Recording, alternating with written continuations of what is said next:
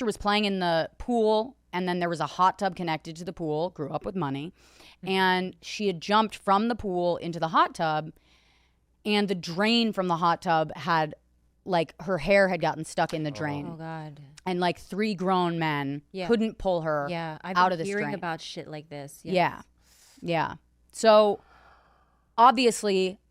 so you grew up in an affluent. Very much so. Yeah, my granddad was like worked in the White House. He was like Secretary of State for George Bush Sr. Wait, what? Jim Baker? Yeah. Is my grandfather. I have a picture right now. No. Wait, I have a picture right now. Can I ask you this? Yes. I've always wanted to know, is Jim Baker sober? No. Okay. No, not at all. Because I'll tell you why. Okay. Because there was a Jim Baker in my men's meeting in San Diego. And they looked exactly the same. Yeah. So I always thought that maybe that was him, but no, it's not. No. Right. But I knew who Jim Baker is. So you come from heavy political pedigree. Succession. Yeah. Wow. That's my family. Yeah. Let me see the photo. I'll show you the photo. Hold Your on country club ain't shit. I know. This is the real thing. I literally She's the have real a country photo club. of me at the White House with George Bush Sr. No. on Christmas. No. Yeah. Oh my God. And where are you? That's me. That's you right there? Yeah. I'm looking terrified. Oh my God. Yeah. You're really a part. Now, is your grandfather still alive? Yeah, he's still alive. Does he know what you do? Yeah. Is he proud? I mean, I wouldn't call it that. I mean, maybe. I don't know. I really don't know. Wow, we look exactly the same. Facial That's structure. actually terrifying. Yeah. That's horrifying. That's your granddad. Yeah. That's insane. Dude. Yeah.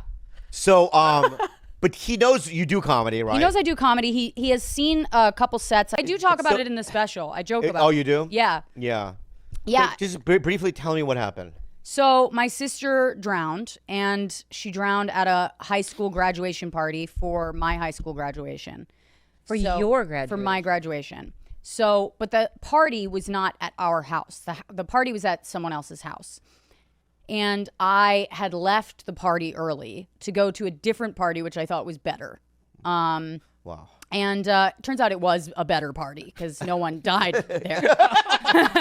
Objectively, I picked the better party. Yeah. But I remember getting this call, and my sisters, they dropped a couple of my other sisters off with me, and they told me like something bad happened, and like grandma's in the hospital, and I just thought, I was like, oh shit. Like something in me, I just knew something really, really, really bad had happened. And I drove them all back, and it turns out that my sister was playing in the pool, and then there was a hot tub connected to the pool. Grew up with money. And she had jumped from the pool into the hot tub, and the drain from the hot tub had, like, her hair had gotten stuck in the drain. Oh, God. And, like, 3 grown men couldn't pull her out of the drain. I've been hearing about shit like this. Yes. Yeah.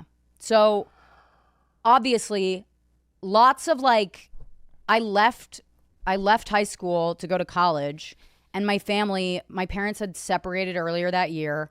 Then my sister died. Then my dad brought his like new girlfriend to the funeral. Oh, shit. And it was like everything was just like, like, so it like in my mind, none of like this, my sister dying wouldn't have happened in my mind if we weren't there. And to be fair, like that's true, right? I've like talked to my therapist about this so many times where I'm like, but we wouldn't be there if it weren't for and he's like trying to explain to me that like you're not, he's like, you realize that you think you're God on some level, like you think, and it makes sense to me because when all this shit happened at the same time, I immediately, it was like seared into my brain that everything can change in like a second, like your whole world can just like fall to pieces. And so I have this overdeveloped sense of responsibility for others and for the things that happen in the world outside of my control, outside of the realm of my control. But it's all because it's easier for me to blame myself than to accept the fact that everything can change that quickly. Yeah. You know? So it was like, it kind of was a catalyst for me to start drinking, and I had started a little bit earlier than that just because, you know, my parents had separated and I was like kind of acting out. But then I went to college and I really started to drink, and I was a little bit of a workaholic and a little bit of like a drinker. But then when I left college, I like really moved to New York and was just like, let's fucking turn it off. Like total 3 surviving sisters. And how did they deal with your sister dying? Everyone had a different like reaction to it. And I'm like, it's so interesting because when you come from wealth, like grief is such an overpowering emotion, but there is something very funny about seeing it play out in a family where like country club etiquette is the thing. You know what I mean? Yeah. It's like grief through the prism of a country club. Like it was just, you know, my mom tried to get everybody on board for therapy and like had us all like going to this therapist and like group therapy. Yeah. My sister turned all of it inward. You know, I don't want to get into her like personal. Sure. But like I shut down and really just was like, I'm getting the fuck away from here, because I felt so guilty that my instinct was to just like run as far away from that as possible. Sure. And to the point where I was like getting diagnosed as like bipolar, and because there's therapists to this day that think that I have 4 alive sisters because I just wouldn't touch it in therapy. Like I didn't. Oh, wow. Yeah. Like I was just like not going to talk about that and wouldn't touch it. And so I was getting diagnosed as like bipolar, and I'd be like, that's great. Perfect. Now I'm not sad. I'm just creative. You know what I mean? Yeah. Like that's how I saw it. And I would happily trade in like mental illness at that time for grief. Yeah. Because I didn't want to touch it. Yeah. It was just like, no, thank you. And I really was born with like a gift for deluding myself. I'm really good at like whatever lie I make up, I can make myself believe it. Yeah. You know? That's 2 peas in a pod. You're very similar. I'm very similar too. Yeah, and I think that's a lot of where your addiction comes from. Yeah, I got sober first, and I always wonder like how people, like my husband he started stand up and then got sober. Yeah. And I'm always just like amazed by that. I'm like, that's so impressive to me. I was sober 6 years before I started stand up. Amazing. And when I started, I was like, I don't want this to be my life. Like I didn't want to be a stand up. I didn't want to be funny. I actually found the whole thing to be kind of embarrassing. Yeah. And but my dad was like, you're funny. Yeah. Like you're funny. I find it interesting because you know, I was sober for 6 years before. Wait, 5? No, wait. Somebody's 1, 2, 3, 4, 5. 6 years before I did stand up. Yeah. And so I was very active. Right. So I got sober when I was 17. I started stand up when I was 23. What I found that stand up kind of I was able to replace. It's not healthy, but replace stand up with 12-step groups. Right. Like it for some reason for me it fixed me. Yeah. In the right kind of way where it's like I felt like I didn't need to do that other stuff anymore, and I kind of drifted away from it because it felt spiritual. It's weird, like when you're young, like myself, I was an incel, number one, couldn't get laid.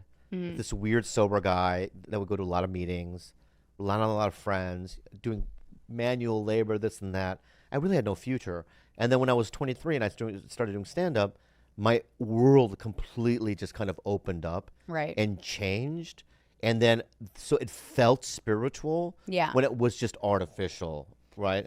Right. Yeah. I mean, I think there is something spiritual about finding out what you're meant to do. Right. Like that part of it was very spiritual, where everything from years back started to make sense, where I was like, oh, like not being able to ever sleep, right? Like as a kid, like never wanting to go to bed. Yeah. And just literally like abusing my sister, trying to keep her up at night. Yeah. To play with me when she's like, I want to go to bed, you know? Yeah. And then like always standing out, always feeling weird, always making people laugh and not knowing why, and being haunted by those moments. you know, just really haunted. I remember being, this is crazy, but I remember being at the White House for. That's a crazy. It's I know. It's just a thought to say that. I've never been there. Yeah, it's. What is it like? It's a rental. First of all. Is it nice? No, it's like Elvis Presley's house. It's sad. It's depressing. Yeah. You know what I mean? I see. There's It's old. Ghosts. Yeah, in that place. yeah. Anyway, so I remember being there and for some big dinner that my parents had like brought me for, and they always wanted me to be like as impressed as they were with but I just didn't care. I was like, this is like work. This is like your work, and I don't care about it. But it was a big dinner, and I loved food, so I was like, we're all gonna eat, and the president's gonna be there, and I tried to make a speech. Right? I was like 8. And I like started banging my glass with my fork, and I stood on my chair. Yeah. And I was like, George, and I just went like I called President Bush George, and the whole room started like dying laughing. Oh wow. Yeah, and I remember being. Was George listening? Yeah, he was there. Oh, that's amazing. Wow. I was humiliated. I remember the feeling in my stomach, just being like. Ugh, like I wanted to crawl into a hole. Yeah. Like people laughing and you not meaning for them to is like, that's the worst. So I remember all of those moments, and it all just made me go, oh, okay, this is why I'm doing this. Right. Like I never fit in the world that I was born from. Yeah. But I found this group of people that are like